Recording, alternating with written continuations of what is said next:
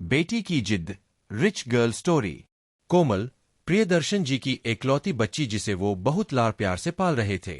कोमल 7 साल की थी, लेकिन उसके पिता उसे अभी केवल 2 साल की समझते थे। प्रियदर्शन जी का बहुत बड़ा कारोबार था। शहर के बीचों बीच आलीशान कोठी, कई नौकर उनके घर की देखभाल करते थे, कई बड़ी बड़ी गाड़ियां। पैसों की कोई कमी नहीं थी। सुबह कोमल सो रही थी, तभी उसकी मम्मी कविता ने उसे उठाया। कोमल जल्दी से अपने पापा से मिलने आ रही थी, क्योंकि पापा चले जाते हैं, फिर रात को देर से आते हैं। वह सीढ़ियां उतर ही रही थी, तभी उसने देखा उसके पापा मैनेजर राधेश्याम को डांट रहे थे। राधेश्याम जी, आपको कितनी बार कहा है कि मुझे काम में लापरवाही नहीं चाहिए, लेकिन आप ठीक से काम ही नहीं कर रहे हैं। ऐसा है तो आपको नौकरी से निकाल देता हूं। आपके जैसे बहुत से मैनेजर लाइन लगाकर खड़े हो जाएंगे। राधेश्याम जी की आंखों से आंसू छलक रहे थे। उन्होंने गिड़गिड़ाते हुए कहा, सर, मेरा बेटा बहुत बीमार था, इसी कारण हॉस्पिटल जाना पड़ा। मुझे काम से मत निकालिए, आगे से ऐसी गलती नहीं होगी। कोमल सीढ़ियों पर खड़े खड़े सब सुन रही थी।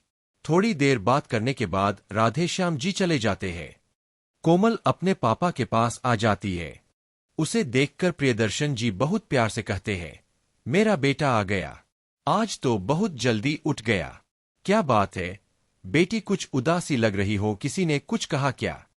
यह सुनकर कोमल ने मुस्कुराते हुए कहा, नहीं पापा, किसी ने कुछ नहीं कहा है, बस आप वो राधेश्याम अंकल को डांट रहे थे, मुझे अच्छा नहीं लगा, बेचारे रो रहे थे। प्रियदर्शन जी ने कहा, बेटा, तुम इन लोगों को नहीं जानती हो, ये लोग कोई न कोई बहाना बनाते रहते हैं। आगे से मैं ध्यान रखूंगा कि तुम्हारे सामने ये सब न हो।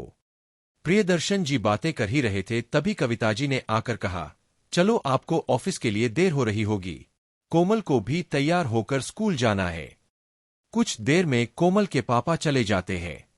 कोमल भी तैयार होकर स्कूल चल देती है। स्कूल में भी उसका मन नहीं लगता। घर आकर वो अपनी मम्मी को सारी बात बताती है। मम्मी, हम पैसे वाले हैं, तो क्या सब हमारे नौकर है? कविता जी ने कहा, नहीं बेटा, ऐसा नहीं है, तुम ये सब मत सोचो। रात को कविता जी ने प्रियदर्शन जी से बात की और उन्हें सब बताया। वो बोले, मैं कोशिश करूंगा कि आगे से किसी को भी घर पर ना बुलाऊं। कुछ दिन बाद कोमल का जन्मदिन था। कोमल ने स्कूल की कुछ सहेलियों को पार्टी में बुलाया था। उनमें से एक बहुत गरीब घर की लड़की पायल भी थी। उसके पिता चौकीदार थे।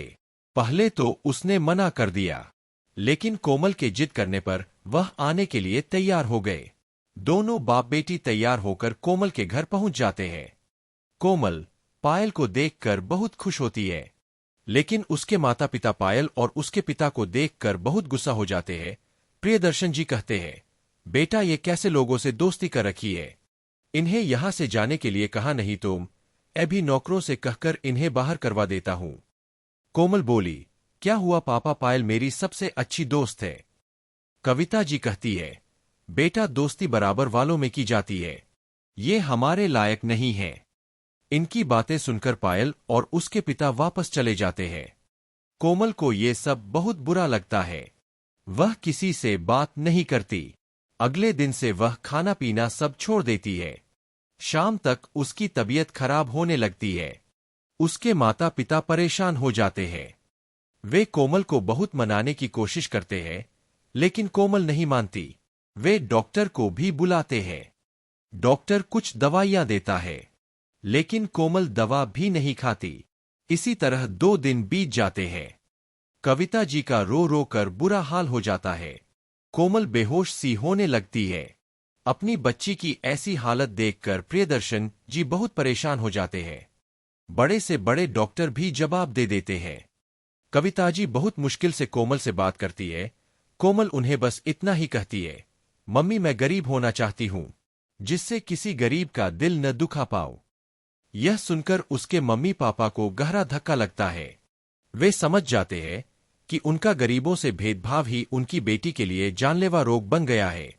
प्रियदर्शन जी अपनी बेटी से कहते हैं, बेटी, आज के बाद मैं किसी का अपमान नहीं करूंगा। कविता जी भी उसे समझाती रहीं। प्रियदर्शन जी उसे छोड़कर स्कूल पहुंच गए। वहां प्रिंसिपल को सारी बात बताई। उसके बाद वे पायल को लेकर उसके घर गए। प्रियदर्शन जी ने कहा, भाई जी मुझे माफ कर दो, मैंने उस दिन आपका अपमान किया था। मेरी बेटी उसी दिन से खाना पीना छोड़कर बीमार पड़ी है। मुझे पर एक एहसान कर दो, मेरे साथ चलो। पायल के पिता पायल को साथ लेकर उनके घर पहुंच गए। पायल ने कोमल से कहा, देख मैं आ गई, तेरे पापा मुझे लाए हैं और अब वे कभी गुस्सा नहीं करेंगे। प्रियदर्शन जी ने कहा, बेटा अब तो कुछ खा ले, देख मैंने अपना घमंड छोड़ दिया है। अब मैं अपनी सारी दौलत गरीबों में बांट दूंगा। तू भी अपनी जिद छोड़ दे।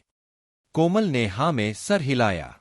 उसके बाद डॉक्टर ने कोमल को जूस पिलाया, फिर कुछ खाने के लिए दिया। प्रियदर्शन जी ने पायल के पिता को अपने पास ही में एक घर बनवा कर दे दिया। उस दिन के बाद से उनको जितना भी फायदा होता, बस अपने खर्चे लायक रखकर सब दान कर देते थे। बेटी की जिद ने एक पिता को जिंदगी का सबक सिखा दिया।